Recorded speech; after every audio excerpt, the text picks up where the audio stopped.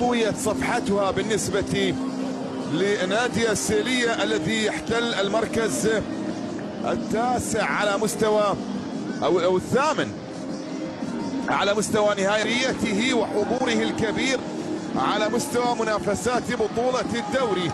لذلك يبحث جمهور الريان عن أن تكون مرحلة الفارق ما بين الريان والمتصدر نادي السد في مركز الظهير الايسر. امامهم الثنائي عبد العزيز حاتم واحمد عبد المقصود، ثم بعد ذلك الثلاثي فرانكو. كان اليوم رامي فايز، غانم مجدي صديق يغيب. الاختيارات الحاضره بالنسبه للمدرب امام نادي السد اللي قدم من خلالها اداء جيدا رغم الخساره التي جاءت في توقيت متاخر في ذلك اللقاء الذي انتهى بهدف. مقاله دييغو اغيري يعين الفرنسي الشهير لوران بلو بطل بطولة كأس العالم بقميص نادي الاتحاد. الكرة لمصلحة نادي السيرية الآن على مشارف منطقة الجزاء. ملعوبة المحاولة خطيرة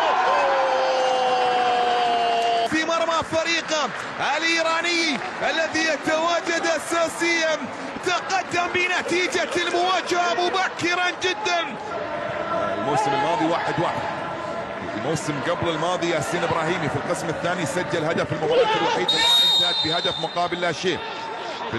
في القسم الاول الريان 32 نقطة، 10 انتصارات وحالتي تعادل في مبارياته، فاز بهدفين مقابل لا شيء. ايضا ياسين ابراهيمي هو من كان حاضرا في ذلك اللقاء. الموسم الماضي ياسين ابراهيمي في مباراتين سجل 3 اهداف في مرمى نادي السيلية. هذا الموسم لم يسجل حتى هذه اللحظة، بل أن السيلية هو من يتقدم في المباراة الأولى وهو من يتقدم في مرمى نادي يبحث اليوم عن هدف آخر. البرازيلي في مواجهة فهد يونس يسجل الثاني. هذه الملعب تتألق في مواجهة الأسود وتزهر لا تصقر في الثانيات لمصلحة السيلية. الشواهين في أرضية جت على دامي. يعني أنا مستغرب ليش ما كان يلعب بشجاع مع ميركادو على مستوى قلبي الدفاع؟ لماذا يتواجد شجاع وهم زمان مع الفريق؟ قولوا له طرشوا له بلغوه. كيف صار مدافع؟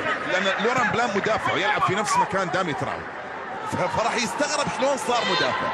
كرة بمحاولة مرور الآن فيها تغطية جدا خلال اللحظات الماضية من أحداث هذه المواجهة.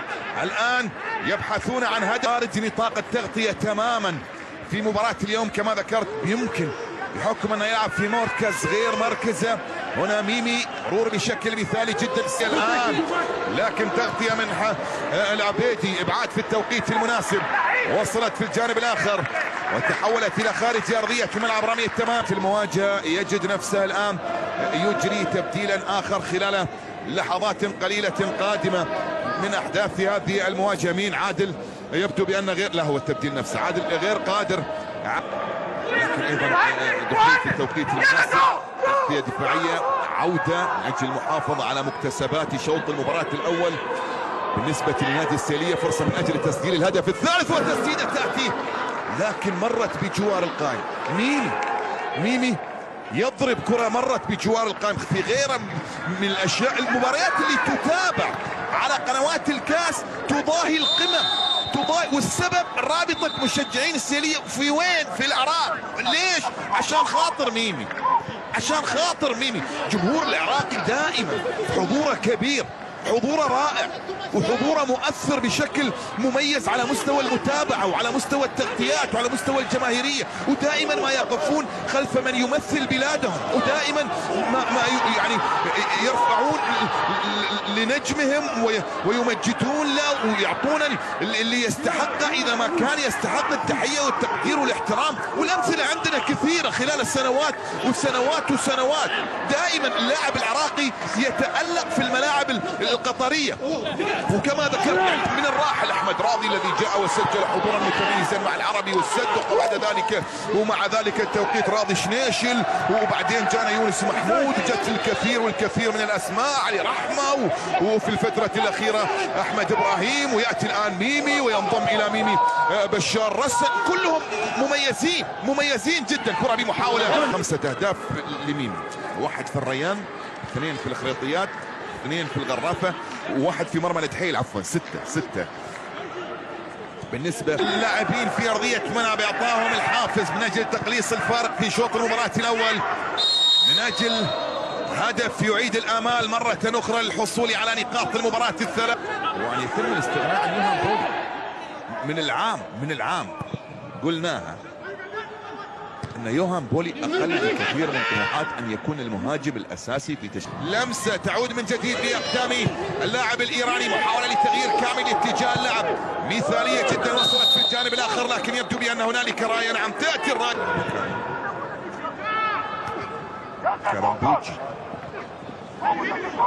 المساعد الثاني في مباراة اليوم، والتسلل حاضرا على اللاعب مهند. نعم مهند متسلل، ميمي متسللة. عادت مرتدة الآن، آخر المحاولات في شوط المباراة الأول. الأدواء يعني من البداية أنا قلت صح، رجعت وقلت صح، رجعت وغلط، معلش. حصة قطر هذا الموسم. بالصوت والصورة إلى أرضية الملعب مع عادل الملا والكابتن خالد. من السيلية في أرضية الميدان، المحاولة الآن بكرة مرتدة أمامية خطيرة، لكن فهد يونس على منصة التتويج. كرة لمحاولة تصل إلى مهند علي داخل منطقة الجزاء، فرصة من أجل الهدف الثالث ويسجل تياغو. مدرج، ما راح نجي مرة ثانية.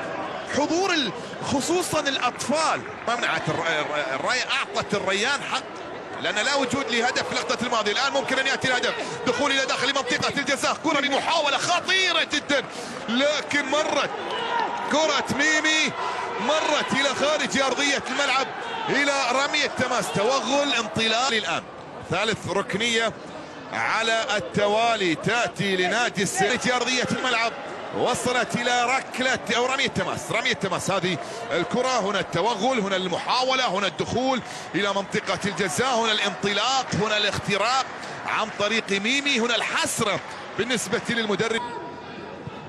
والباقي 25.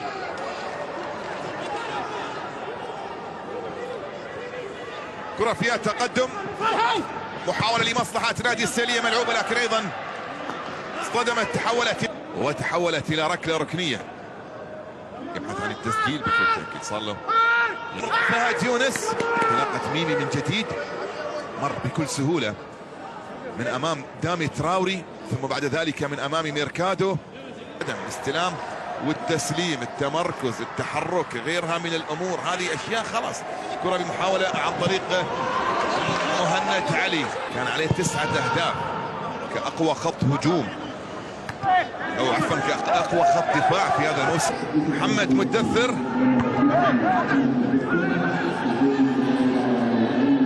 تترك بصمة جيدة. اللقطة الماضية احتجاج مرفوض. كرة بمحاولة تعود الآن مرتدة سريعة من أجل الهدف الثالث داخل منطقة الجزاء، تسديدة تأتي لكن عند حارس. طاه الأمر باستمرارية اللعب بحكم أن الكرة كانت بحوزة لاعبين نادي الريان. كرة إلى خارج أرضية ملعب، رمي التماس، سلامات لمهند علي.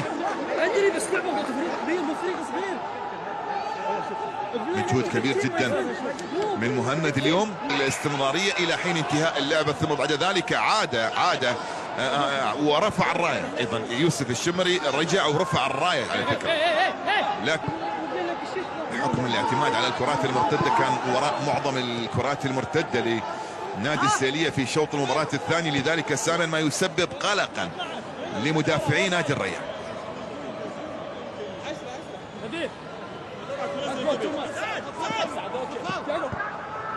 ملعب ميمي يترك أرضية الميدان في الوقت بدل الضائع لأحداث شوط المباراة الثاني، والبديل يأتي